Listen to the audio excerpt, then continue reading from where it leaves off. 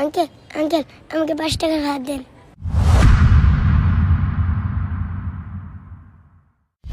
এই আলমগীর, জি মহাজন। তাড়াতাড়ি এদিকে আয়।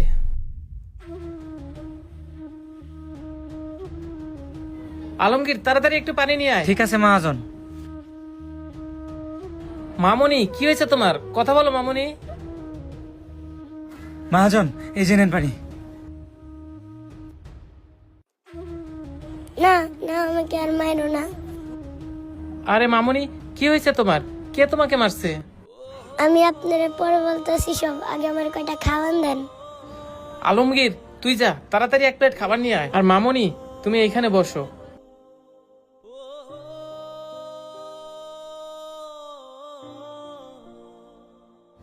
মহাজন, এই যে নেন ভাত। মামুনি, এই নাও। তুই যা, একটু মুরগি তরকারি নিয়ে আয়। পানি মিশিয়ে ভাতগুলো খেয়ে ফেলি। আরে মামুনি, তুমি এটা কি করতেছো? আঙ্কেল, আমার কাছে তো তরকারি কেনার টাকা নেই, তাই তো আমি পানি মিশিয়ে পান্তা ভাত করে খাইতেছি। মামুনি, তোমার টাকা চিন্তা করতে হবে না, তুমি তরকারিটা দিয়ে ভাত খাও। মহাজন, এই যে নেন তরকারি। এই তরকারিটা দিয়ে ভাতগুলো খাও। আঙ্কেল, আপনারা কি করলেন? কেন মামুনি? আঙ্কেল, আপনি যে আমাকে মুরগি মাংসটা দিলেন, ওটা তো দাম দিতে পারবো না। আরে মামুনি, আমি তোমাকে বললাম না তোমার এই তরকারির দাম দিতে হবে না? এটা আমার পক্ষ থেকে তোমাকে ফ্রিতে দিলাম। কি সত্যি বলতেছেন আঙ্কেল? আপনি আমাকে ফ্রিতে মুরগি মাংস খাওয়াবেন? ঠিক আছে আঙ্কেল, আমার না অনেক ক্ষুধা লাগছে, আমি আগে কয়টা খেয়ে নেই। আল্লাহ কতদিন যে মাংস দিয়ে ভাত খাইনি, আজকে মন ভরে মাংস দিয়ে ভাত খাবো। আহারে, মেয়েটাকে দেখে মনে হচ্ছে অনেকদিন যাবৎ ভালো মন্দ খায় না।